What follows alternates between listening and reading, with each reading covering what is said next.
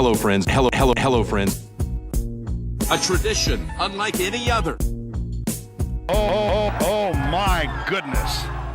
In your life, have you seen anything like that? There it is! Adam Scott, a life changer. Mashed potato! Here it comes. Our great friends at Puma Golf are proud to introduce the new Ignite Articulate golf shoe, taking cleated innovation to the next level, thanks to an all-new articulating outsole, midsole, and upper that is designed to flex with your foot and deliver the highest level of support. Built to meet the rigorous quality, aesthetic, and performance demands of the world's best golfers, the Ignite Articulate combines Puma's tour-validated technologies in a lightweight, extremely comfortable package with a modern athletic silhouette that can handle any swing from any lie in any season. Make your move now. The Ignite Articulate are available in-store and online in Australia, starting from just $250. For more information, visit cobragolf.com.au. This is the 19th tee. Kieran Marsh, Nathan Drudy, back with you for the very first time in 2023. A well-earned break for both of us, and hopefully for our first guest of the year. We couldn't have kicked it off any better, Drudes. I wouldn't have thought. You heard his dulcet tones guide us through the first half of the Australasian season pre-Christmas, and I'm looking forward to having him back in our ears and on our screens in the back end of January. I speak, of course, of great friend of this podcast, Ewan Porter. Ports, it's an absolute pleasure to have you back.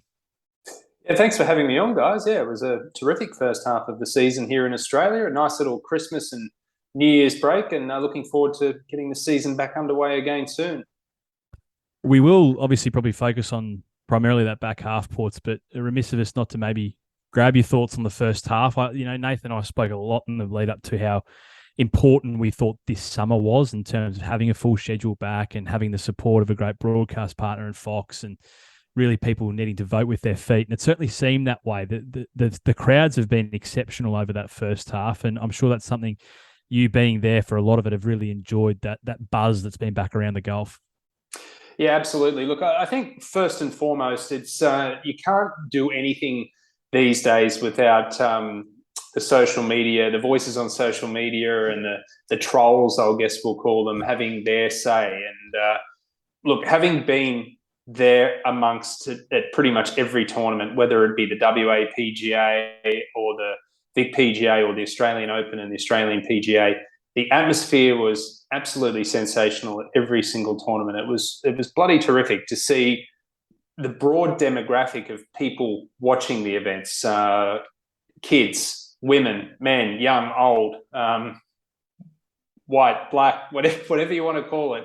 We had people from everywhere watching the golf, and it goes to show what an appeal the sport has now. And like you said, having a broadcast partner in Fox and KO and 17 tournaments on television, it's wonderful for the players' profiles. It's wonderful for our tour, the sport itself.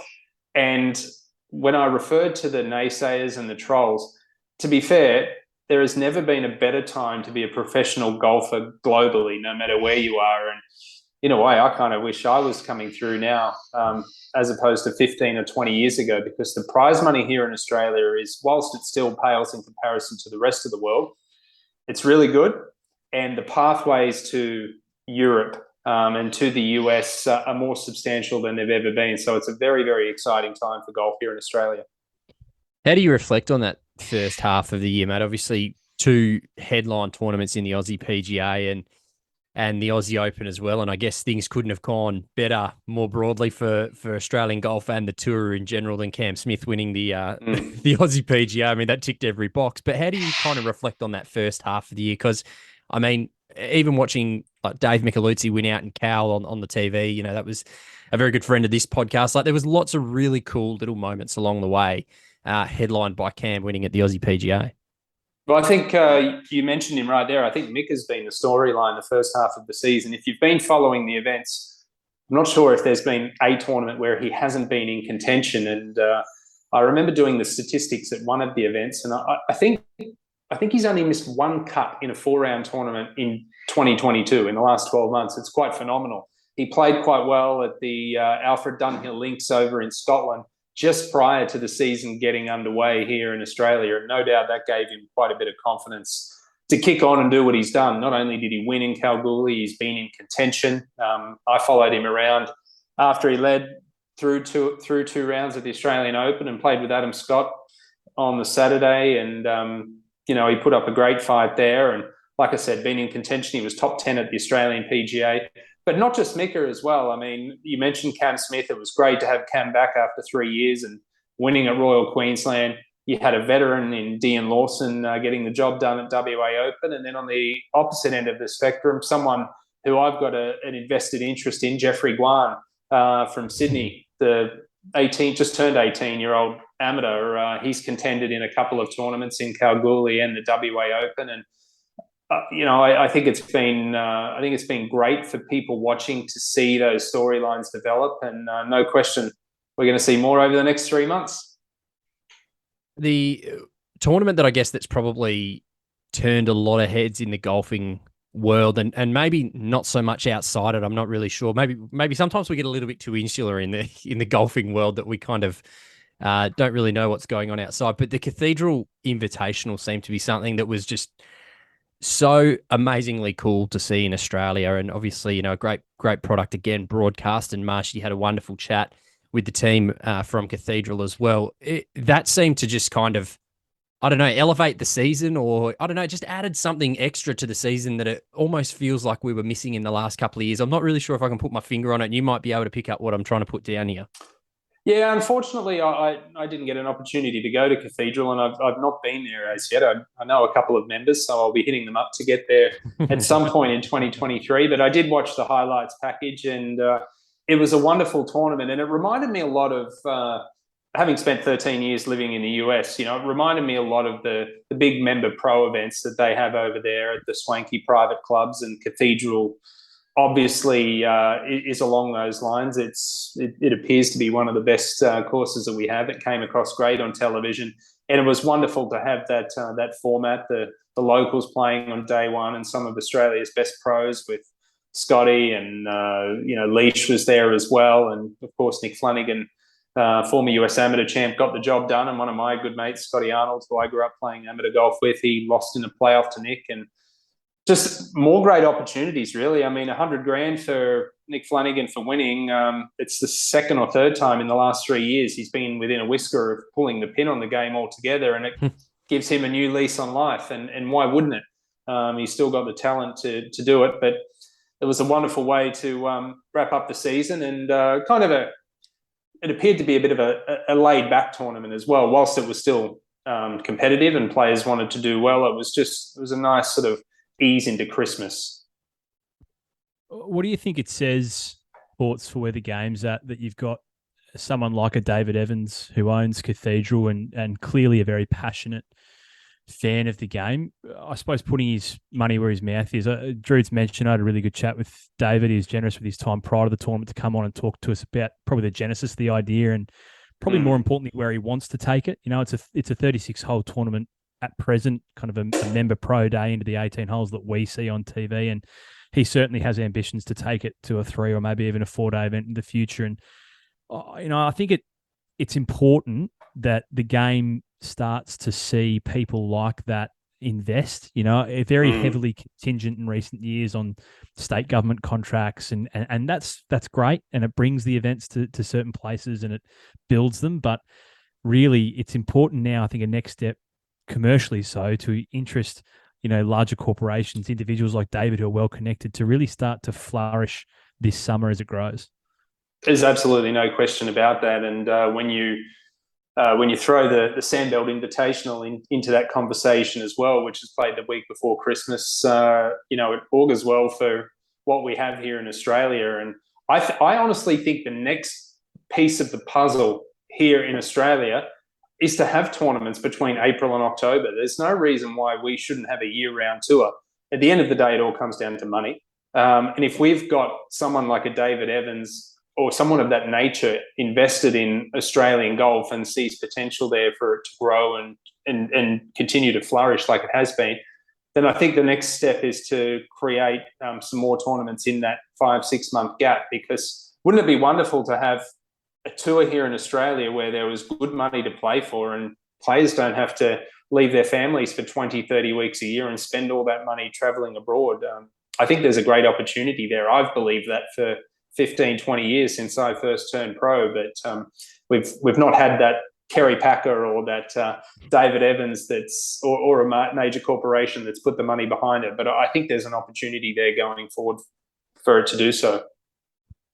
We mentioned the buzz, particularly around, I suppose, the crowds that were coming in and how great it was to see them back. I'm curious, Ports, about the feeling you got being amongst the players. You're obviously so close to them, that we see on television, in and around the greens and the fairways. But it's the stuff outside of that you, I'm sure, pick up on conversations. You're having the conversations. And we know that cohort, particularly the guys, who aren't fortunate enough to have status overseas, have been quite frustrated for the past, 2 or 3 years about how things have played out, and rightfully so in many respects. But I can only imagine there's been such positivity amongst that cohort with the opportunities, not just through the first half of the season, but in the second half that we're about to kind of talk about. It must have been great to see some smiles back on faces in that group.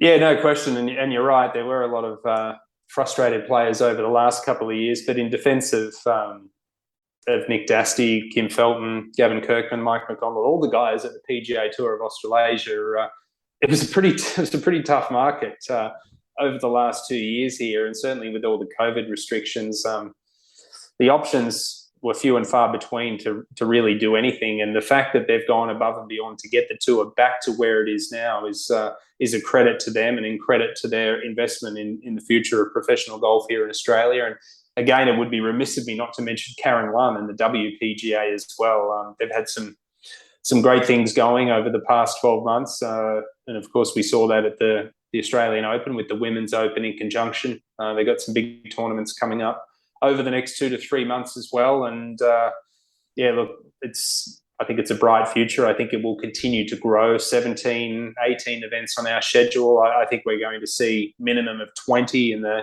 23-24 season. And like I said earlier, I think the more the merrier, and I think there will be more in years to come. I mean, we were certainly critical at the time, KM, but we've been nothing but full of praise for the tour of what they've done for this year and to get everything back up and running in terms of New Zealand and getting the whole tour back to where we know that it should be. They've done a wonderful job.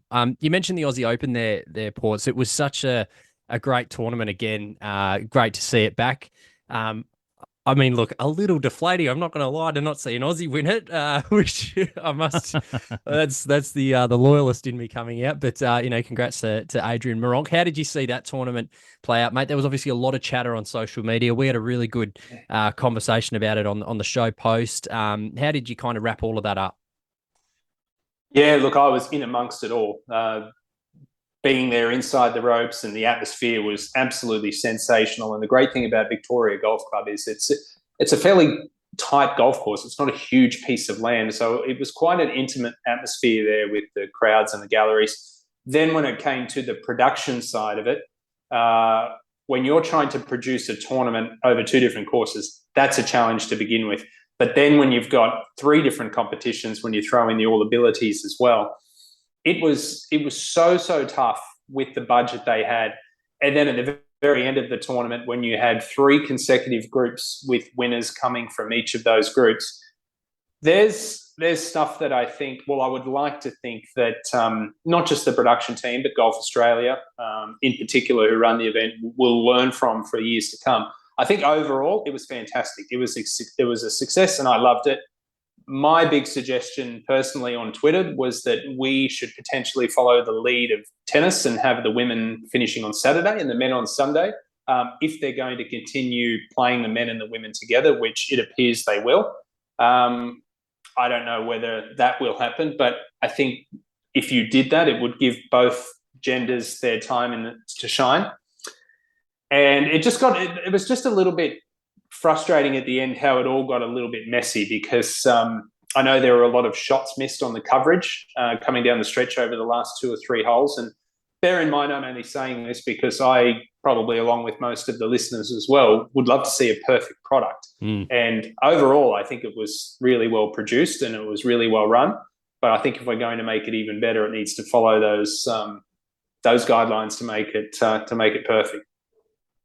Ports, you mentioned your kind of suggestions on Twitter. I think we spoke about it at the time. We appreciated the honesty. It's not often you get someone from the broadcast team kind of putting their hand up and saying, look, we understand that we've got some feedback and there's definitely some lessons learned. But I think the valuable part of what you did was maybe shed some light on things that go into a broadcast and putting a golf product on TV that so many people wouldn't consider. Where do you see, I mean, as you say, it certainly seems as though the intention is to roll that format out again.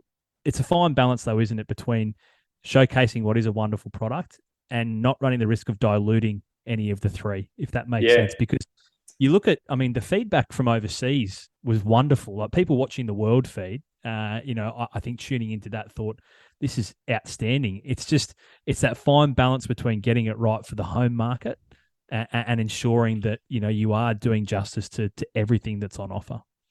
I absolutely love the fact that here in Australia, we're pioneering in so many aspects from an equality perspective with the men and the women. And I know that sort of the whole equality thing is thrown around a lot these days, but when it comes to golf here in Australia, certainly with the Victorian Open, it's been a winner. The Players Series events, I think over the last year or two, have been absolutely fabulous. You're never going to get it absolutely perfect where everyone is happy, but I think it was a great mix of men and women sharing the spoils across those events, and it was another step up the ladder to have a national open with both the men and the women competing at the same time. And like I said, for the most part, it was tremendous, but there were more challenges that went with it when you compare it to a Vic Open or a Players Series Bonnie Doon or Hunter Valley, for example. So James Sutherland seems intent, and I really like James. Look, I think he seems intent on continuing with it. And like I said, I love the fact that we're willing to step outside the box and try new things here in Australia. And I think at the end of the day, everyone understands that our tour, both the men and the women, are pathways. They're providing opportunities and platforms for our players to use as a springboard to get overseas. And certainly with the partnership with the DP World Tour, there's plenty of European opportunities on offer. And, whilst the event is co-sanctioned with the DP, I think, it's only going to continue to grow because they're right behind what we're doing as well. Just one more on that, Ports, and I could be a little left to centre here, but do you almost find it, I mean, I'm sure you'd rather not be in a position where you feel you need to get on Twitter and maybe shed some light and not justify, but probably just contextualize for people what goes into it. But is there an element of it actually being a bit of a positive in the sense that we're growing up as a golf nation and a golf loving nation where we've got to a point where we won't just accept certain things? Like we've come to expect a standard and a level. We know that's where our game is at as a country. And so when we've got our national open, we really do want and expect the best. And I know that's probably hard for people in a broadcast position, but maybe it's a sign of growth of us as a golfing nation that we've reached a point now where, we absolutely expect the best of ourselves. Yeah, look, I think whether it's me reacting on Twitter or whether it's someone else throwing their 2 cents worth in, I think at the end of the day, everyone cares. Like you said, everyone wants to see a top quality product. And, there's probably, there could be potential, what's the word I'm looking for? I could be in trouble, I guess, if I say what I think, whether it's me or anyone else on Twitter. And repercussions, I think, is the word I was looking for. Yeah. But I like I said, I care. I want to see the product be as good as it can be. For me personally, I don't care whether I'm commentating at the US Open or the WA Open, really. I mean, at the end of the day, I think there are always wonderful stories to tell. And here in Australia, those stories are somewhat forgotten on a global scale because we are an isolated nation that don't play golf for 6 months of the year. So whilst I may be familiar with a lot of these players because I'm really invested in it, a lot of people aren't. And I want those stories told well and better than they are. Whilst it's great that they're being told, I think they can continue to improve. And I think the viewers out there see that as well. And the first step was getting the events on a broadcast on a network, Fox and KO, and we've done that, and that's wonderful. But now the quality needs to continue to improve, and hopefully people listening and people that know me understand that I do care, and I'll certainly be doing all I can to make the product as good as possible. Well, it should go without saying, mate, but none of what anyone that just said was a criticism of the work that you've delivered this year. You've done an absolutely outstanding job. I think we've said it just about on every episode, KM, that we've recorded, that Ports has done a great job, mate. So you are doing a great job in telling those stories. Thank you. Hopefully we're trying to do a little bit of that as well in a different format to you in you've got about 20 seconds with each player on a shot, and we get an hour. So we're very, very fortunate. Question, the Sandbelt. I mean, I thought it was just really exciting to see golf in the Sandbelt region again. I mean, it's kind of bizarre that we don't have a standing tournament there each year, and obviously, there's potential that the Aussie Open might be on the move back up to New South Wales. I mean, should we have something there every year in that Sandbelt region, given that it is arguably the best golfing region in the world? Absolutely. Yeah. I mean, I think if you're going to showcase the best of Australian golf, I think you have to have a tournament there, whatever the tournament is. I think it should be an absolute no-brainer. Is there a reason? Is there a reason, do you reckon, that we're not there? Oh, look, I mean, at the end of the day, I think the one word to use for it is politics. I think there's probably political reasons behind it all. And of course, I think over the next 3 to 4 years, the National Open will alternate between Victoria and Australia and Sydney, excuse me. There's been people say that the National Open should get back to rotating around the country. Hasn't been in Adelaide since 1998. I don't think it's been in Tasmania or WA for 40 or 50 years. I think Queensland held it in 2001 when it was at the Grand over 20 years ago. That wouldn't be a bad idea. I think that would be great. But when it comes to the Sandbelt, it's not only is it the best region for golf in Australia, but one could argue it's the best in the world. I mean, I've been lucky enough to play links golf in the UK. I've played Long Island in New York, Monterey Peninsula. It's all brilliant, but what we have on the Sandbelt is second to none, really. It's absolutely fabulous, and we've seen the best players in the world wax lyrical about it over the last 15, 20, 30 years. I mean, Tiger, it's his favourite place to play, and if you want to put our tour on the map, then you've just got to put a tournament on one of those courses. It can be any one of those courses because they all deserve their time in the spotlight. Well, Ports, couldn't have said it better myself. Nor could have Druids, I would have thought. Now let's look ahead, Ports. It's a packed second half of the season. I think it would be fair to say there's no shortage of events coming. We get started January 26th. Jeff Ogle will be hosting a Players Series event. We go back-to-back Players Series because we go to the great event now named in honour of Jared Lyle. You kind of touched on it before, but maybe before we speak specifically, just your thoughts on the emergence of the TPS, because I think from its origins as maybe just getting people back on the course and getting some tournaments, it really has grown into a wonderful complement, to the major events of the season, and a really important, I suppose, pathway for a lot of players. It's a really, I suppose, quintessential cornerstone in our summer these days, isn't it, the TPS? Yeah, absolutely. Look, there's a couple of things I think of when it comes to the Players Series, and first and foremost, it was the brainchild of Kim Felton and Nick Dastey a few years ago, and their grand plan was to have 10 events, basically 100 grand an event with a tour championship at the end.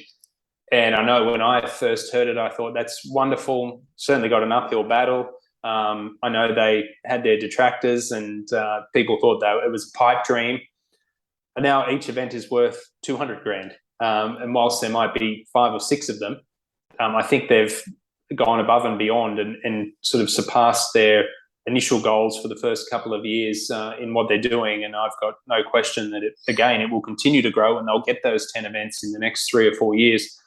And then, earlier this year, I was at the majority of those Players Series events, and a young New Zealand girl, Momoka Kabori, who went close to winning on multiple occasions. She lost a playoff at Cypress Lakes. She led down at Rosebud after a couple of rounds.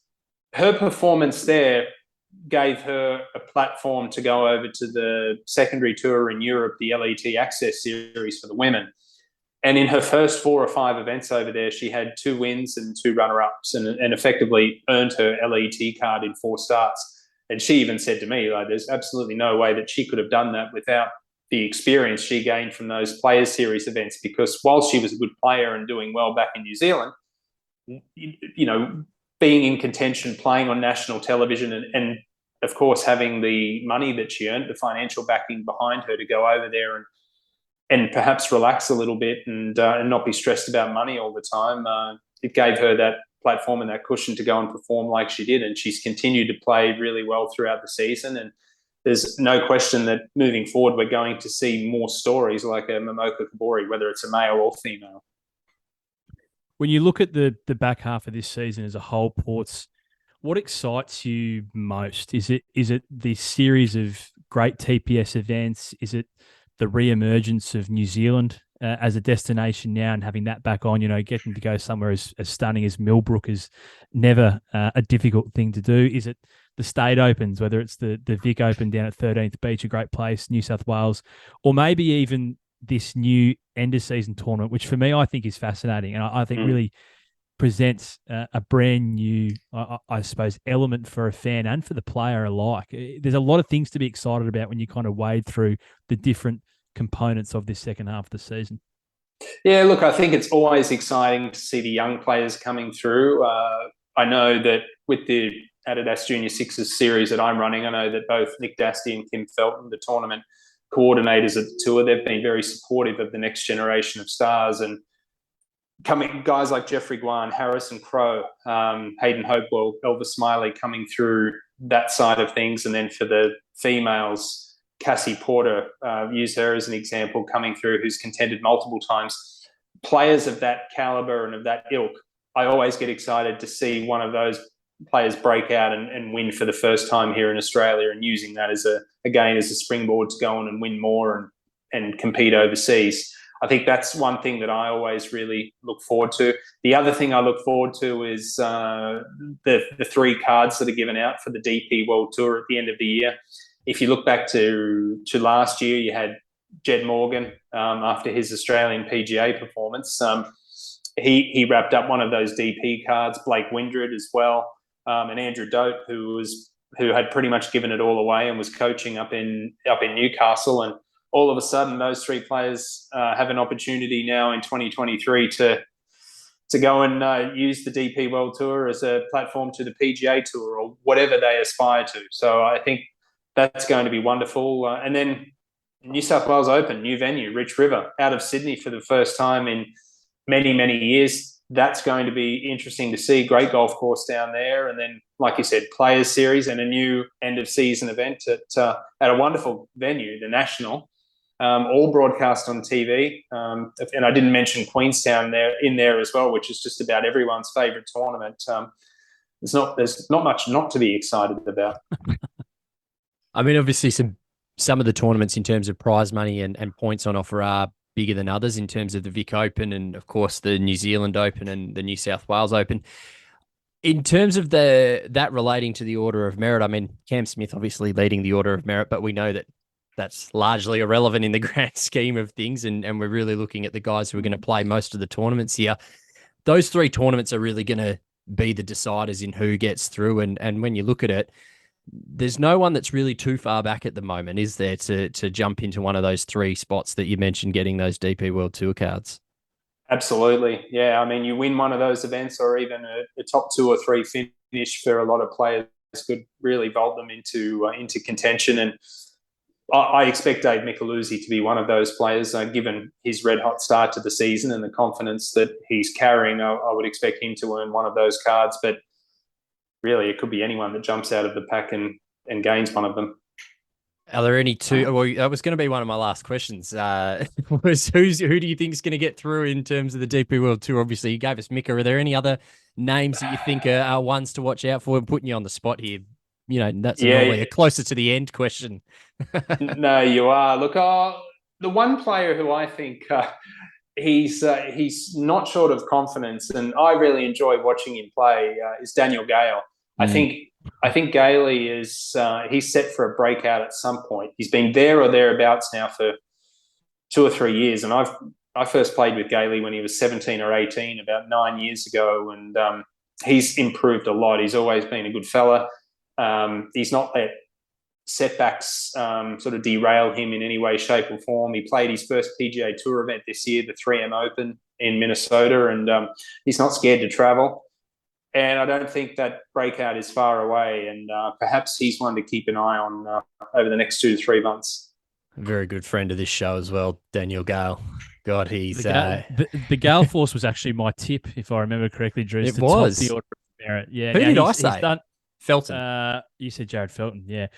Gale Force has done me a disservice by actually hanging around in the US for too long. I think he's missed a few too many tournaments at the beginning of the summer, but there is no one I don't think Ports, and I'm more than happy for you to disagree with me, but is there a better momentum player in Australian golf? Like when he's on, like his hot streak may be hotter than anyone else's. It's phenomenal to watch him put together, like out of nowhere, string 6 or 7 birdies together in a row. A phenomenal hot streak, Kaylee.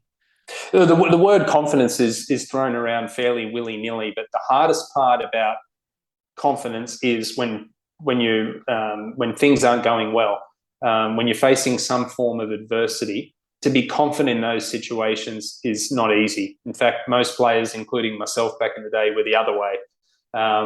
And Daniel Gale is confident pretty much all the time. I'm sure there's some inner insecurities. I mean, everyone has them to some degree, but the confidence that he projects and the positive vibe and energy that sort of oozes from him when he's playing is fabulous. And it's a trait that unfortunately not many Australians have. We're all a little bit self-depreciating, but it's something that's going to stand him in good stead, I think, and be conducive to a long career. One that's sitting inside the top 10 at the moment that I was keen to get your thoughts on is Hayden Barron. He's ninth at the moment, 255 points. Obviously, about halfway to Mika at the moment, pretty much bang on actually. How have you seen Baz's season? Because it's only his second year, I think, as a pro. We had a great chat to him out here at the WA Golf Club when he was still mowing the greens as part of the greenskeeping team as an amateur, and just a wonderful guy. And as I said to Marshy when he won a Blitz golf tournament over here, he was one of the first to come up and make sure I had a beer and make sure that we were all celebrating together. How have you seen his season so far? Because it kind of seems like the sky's the limit for him. Big hitter of the ball, very consistent with the putter. How have you seen that season? Yeah, he's a super impressive player and just as impressive an individual as well. I really like Hayden, and I've enjoyed watching him play, and what he did at the Australian Open was wonderful, and of course earned that start at the Open Championship this year at Royal Liverpool. That'll be huge. That'll be such a good experience for Hayden, and again, another one of those super talented players that wouldn't surprise me if he does finish in the top 3 to earn a DP card. But I love his work ethic. I love the fact that he wasn't afraid to go on mow greens and turn pro a little bit later. We see a lot of players in a hurry to get out there and turn pro now. I know a lot of golfers during the COVID period were probably a little bit reluctant to go and get a job of some description. Blake Colley is he's one that got out there, and I can't remember exactly what he was doing. I think he was delivering food to people around Victoria, people in need. And it was just a wonderful thing that he was doing. And when I see people like Blake and Hayden not afraid to go out there and work, I love that work ethic. And I think that will really hold them in good stead for their professional careers as well. They haven't thrown all their eggs in one basket. They've been patient. Hayden's been patient. He's turned pro a little bit later, and he's starting to reap the rewards from it. Ports, I'm going to steer. We've mentioned his name a few times. We're going to steer towards the topic I reckon you'd be happy to speak for the next 30 minutes on. We'll try and keep it a little shorter than that. But talk to us about your man, Jeffrey Guan, because we flagged him in our preview of the whole season. A year ago, he kind of looked like he was playing a different golf course in Western Australia there for a period of time as everyone else, and he kind of got off to a very similar hot start this year. He's bobbed his head a few times. He's got 9 opportunities left in the back half of this summer, and personally, I'd be incredibly surprised if we don't see his name at the top of a list on one of those. He just seems to be going from strength to strength at such an early point of his career. But you may be better placed, potentially other than his parents, to talk to that, because you've seen, you've really probably seen, particularly the last 4 or 5 years, the journey as a whole. Yeah, I played golf with Jeffrey yesterday, actually, out at the Australian Golf Club, and he's just a super talent and a more impressive person. He's so humble, very polite, very respectful. He's well respected and well liked by every single junior and amateur golfer. He's always hanging out with everybody, and he won our event, our Adidas Junior Sixes event 2 weeks ago, which was a World Amateur Ranking event, and he had a bit of a bad patch through December. He didn't play well at Aussie Open, Gippsland, or the Sandbelt Invitational. He told me he's still not quite comfortable with Sandbelt golf. He's obviously very comfortable playing in WA because he's had some fabulous performances over there. But I was telling someone the other day, they were asking me about Jeffrey Guan, and I said, how long have you got? Because his resume it will take me 20 to 25 minutes to rattle off his CV the last couple of years. But 16 under for 54 holes. Some of the key performances: 16 under for 54 holes at TPC Sawgrass to win the Junior Players Championship in September. Back-to-back Australian Junior Championships. He played in the Junior President's Cup team for the Internationals. The Adidas Junior Sixes World Final at Kingston Heath in September. 8 under for 54 holes in terrible weather to win by 15 shots. He doesn't really have a weakness in his game. He's very, very solid, full of self-belief. I told the guys at the PGA Tour to get him here in Australia, to get him as many starts as possible throughout the season, because I assured them he would win one. I thought that was going to happen in Kalgoorlie or WA Open. It didn't quite happen, but back-to-back top tens. And as you said, he's still got plenty of tournaments to do that. But he was on the front cover about 18 months ago of the Australian Golf Digest magazine, and I know I had a couple of people from Golf Australia talk to me. They expressed their concerns that it was too much for him too soon as a then 16-year-old. And I thought if there was anyone that could handle it, it would be Jeffrey Guan. And he's proven that so far. He knows there's a lot of expectations on him. He knows there's a lot of eyeballs on him, but he is just in his own little world. He's happy and content in doing what he's doing. And he won our first Junior Sixes event as a 14-year-old, defeating Elvis Smiley and Hayden Hopewell in Sydney and Harrison Crowe. And he's got all the talent in the world. And he's only just turned 18. He's just finished high school a few weeks ago. So the sky's the limit. And I'm probably more excited than anyone, as you said, bar his parents, to see his journey going forward. You probably took the question out of my mouth, Ports, but I'm curious to know how he shoulders that expectation, because you rattle off some names there. Crowe's obviously stolen the headlines of late, and deservedly so. Wonderful to see that Masters invitation turn up just at the right time, which is excellent. We can't wait to watch him there, but it's such a stacked class. I mean, you spoke about the ones that have already probably turned pro and the likes of Elvis Smiley, but, Hopewell, Fuchs, Geary, there's such a phenomenal generation coming through. There's no mistaking that Jeffrey's the guy, the one that we've been talking about. You talked about the cover 18 months ago. Is he aware of it? And how does he completely block it out? Does he try to embrace some of it? Where's he at in terms of striking that balance? I am just so impressed with how he deals with it. He just keeps going about his business and has his plan of what he wants to do. And if anything, I almost feel like he's probably a little bit too blasé. I mean, I know yesterday was just a social round of golf, but him and the other juniors were playing pool upstairs until we were called to the tee. I didn't want to embarrass myself. I was there practicing for an hour beforehand, and he's very, very comfortable in his own skin. He's very happy with where his game's at, and he's constantly, tweaking to try and improve little things. But he doesn't really have that much to improve. His game is very, very solid. He certainly, as he's gotten a little bit bigger physically, started to hit the ball quite a bit further. He doesn't smash it out there a mile like some players, but he's certainly long enough. And kind of like a Roger Federer in tennis, if you don't have a weakness, at all, you're going to go a long way. And his short game is spectacular. His iron play is terrific. He's the best iron player I've ever seen for a junior golfer. And I grew up playing with Adam Scott and Aaron Baddeley and Matty Jones, and I've never seen anyone have such control over their irons as Jeffrey does. And yeah, I mean, he just seems to be very content going about his business the way he is. And I think the most important thing for him over the next 12 months will be getting his scheduling right. He's still not 100% sure of whether he wants to just play amateur events, whether he wants to combine amateur events and professional events. He's not sure if he wants a bit of Europe, a little bit of America.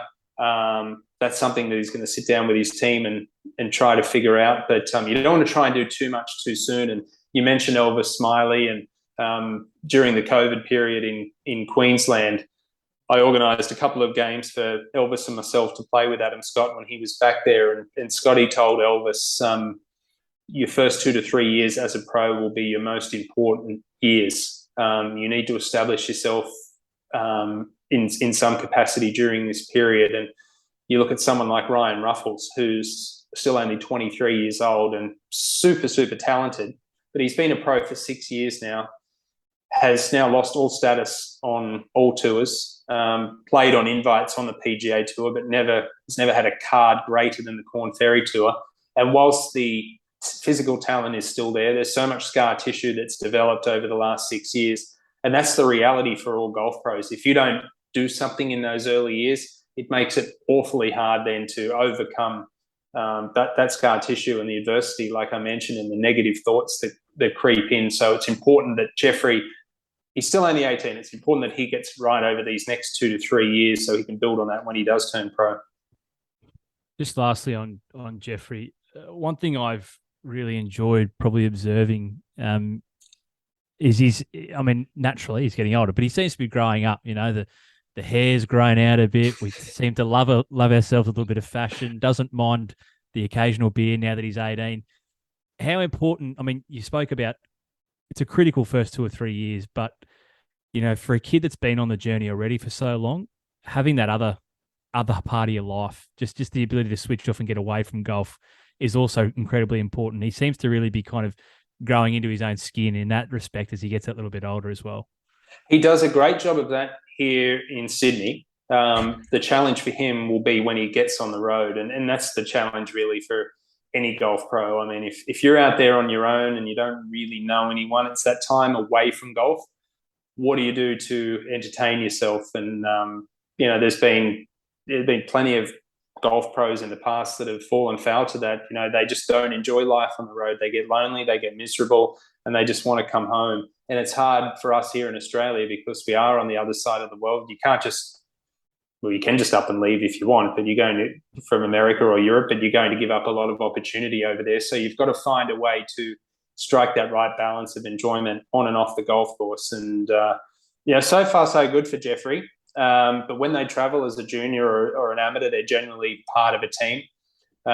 So when you do turn pro and you're left to fend for yourself, that's going to be the challenge for him and a lot of the other young players coming through. And I see a lot of the Hayden Hopewells who just won first stage of the Asian Q School. That's going to be a challenge for them if they get their Asian Tour cards. You know, traveling for 20, 25 weeks a year up in Asia in foreign environments. It's thankfully there are quite a few Australians up there, but that always has been and probably always will be the challenge for Australians is to be comfortable away from golf. Last one. You've been very generous with your time as always, mate. We're going to take a slight adjacent step away from golf because I want to talk to you about a new friend that you made at the back end of last year. But to contextualise this for our listeners, you, of course, have become quite the lightning rod for archaic club policies in and around Sydney. But you found a brother, you found a fellow brethren in none other than Nathan Followill, who is the drummer for the Kings of Leon, having been turned away from a still unnamed, what he described as Sydney bucket list course, which had transitioned, and I'm quoting verbatim, to his fuck it list course after being turned away due to his tattoos, having been told he needed to cover them up. You ended up having quite the day with Nathan out at New South Wales. If you maybe walk us through that, because not every day you play with the drummer of the Kings of Leon, let alone strike up what seems to be a burgeoning friendship with the man. Yeah, look, it was a wonderful day, and we've become good friends. And I'll catch up with him when I'm over there. It turns out that one of my best friends, Ned Michaels, who I broadcast with in the US, Nathan lives right around the corner from him in Nashville. So I'll catch up with him when I get back over there in late April, early May. But you're right. He tweeted that a Sydney bucket list course went onto his bucket list, and I sent him. Of course, most people would be aware of my Black Sox incident a couple of years ago, and to be honest, I do like to stir the pot a little bit, as I'm sure you're aware, and take the piss a little bit. But I definitely believe in what I say, in that I think some rules need to be looked at, certainly for the future, if you're looking to grow the game and attract a younger demographic of members. And I ended up sending him the link to my article on the Black Sox incident, and I said, look, whilst I don't have any tattoos, I feel your pain about archaic club rules. I said, I'm not sure how long you're in Sydney, but if you'd like a game, hit me up. He wrote straight back to me and said, yep, Thursday's free. This was on a Tuesday. And he said, Thursday's free. What can you sort out for us? So I called the general manager at New South. He told me this. I told him the story, and he said, you're more than welcome to come out here. He said, in fact, I think it'd be great for us, because a lot of people think that it's our club that's turning him away. Yeah. So it wasn't New South Wales Golf Club. Anyway, we went and played, and it was probably the only day, I think, in the year that it wasn't windy at New South Wales Golf Club, and he had his security guard Brett with him. It turned out that the band was staying in a rental place 500 metres from where I live here in Rose Bay, and we had a wonderful 4.5 hours out there, and I used my old retro clubs, the wooden clubs, and he was obsessed with them. He loved it. I think he went through a couple of dozen golf balls at least that day. It's not the most forgiving golf course, New South Wales, but it was an interesting story. He's left-handed, and when we played, it was only his 5th ever game right-handed. He's had surgery on both hips, and he felt by being, so I'm just trying to figure out which hip it was. So by being left-handed, he's finishing on his right side. So by playing right-handed, he figured that it would potentially do more damage to his left hip, and he needs his right foot for the drum pedal. So he said, I'm just switching to be right-handed because I need to alleviate pressure on my right hip and right leg. So he was pretty coordinated, to be honest with you. He hit the ball fairly well when he didn't lose the ball. He hit the ball fairly well, but just a lovely, lovely guy who loves golf. And we mentioned before we came on air here that I mentioned to you that when his wife was pregnant with their first child, in the 9 months of labour, he played 141 rounds of golf, and he's obsessed with it. He loves the game. And I asked him on the first hole, I said, what's your favourite course that you've played anywhere in the world? And he said, Kingsbarns in Scotland. And we got to the 14th green, and he said, hey, Ewan, you remember that question you asked me earlier? It's New South Wales Golf Club now. Really? He absolutely loved the place, and just a really down-to-earth guy, loves his golf. Everywhere he went here in Australia, he played. I think he had a game at Royal Melbourne. I know they did a show over in Perth, and he was trying to get me to hook him up a game at Lake Karrinyup, but they just didn't have time to do it. And then they had to go back to the US, and it's great to see. It's great to see someone of from his profession, his background, how much he loves the game of golf, and you see it in all walks of life, really, whether it's CEOs, sports stars, rock stars. The common denominator is they love golf. You have to be a genuine sicko to literally change your stance at that age. That's 43 years old too. Yeah, you have to love the game. I'm gonna be cheeky and sneak one more just on that. You kind of alluded to it, but there's a lot of great things about this game. I don't know that there's any greater than how much of a leveler it is that Ewan Porter can be playing New South Wales Golf Club with the drummer of Kings of Leon on a Thursday, and he is probably the more giddy one than you. Like that it's just quite phenomenal how, I suppose, the connective element that golf brings. It never ceases to amaze me. You're exactly right, and I've been lucky enough to witness that all the years that I've lived in America as well, and certainly playing on tour over there. The people that I've come across from all walks of life, like I've mentioned, and they just all want to be professional golfers. They love golf so much, and it was funny because I'm a huge Kings of Leon fan. I've seen them multiple times around the world in concert, and all I wanted to ask him was about his 20 years as a member of Kings of Leon. And all he wanted to talk about was golf. And it was actually cool because we were sharing stories. And there's a lot of similarities there, really, at the end of the day, with life on the road. But you're exactly right. Yeah, it's a great leveler, and it's just a great place to hang out and chat and just be normal people too. It's phenomenal. So It's phenomenal. It's great one to add to the repertoire of stories, mate. And obviously one that you'll be able to tell. I was just about to say the grandkids, but the impending first little Porter on the way soon. So busy couple of months ahead for you, mate. We are very appreciative you found some time for us again, and wish you all the very best, not just for the back half of the season, but welcoming the first little edition. I hope you can probably land somewhere between 0 and 140 rounds of golf somewhere in the next few months. I've got a few planned over the next couple of weeks, but no, I don't think my wife would be too happy if I got the sticks out within about a month of the due date. So I'll be doing the best job I can to be a good father. So like I said, any advice you've got, feel free to throw my way, because I'm excited and nervous. It took me 40 years to get here, but it's a very exciting time. If you're equal parts excited and nervous, you're exactly where you should be. That's all we'll say. Good on you, mate. We really appreciate it as always, and look forward to watching you across the coverage in the next 8 or 9 weeks. Thanks, Kieran. Thanks, Nathan. Appreciate you having me on, guys.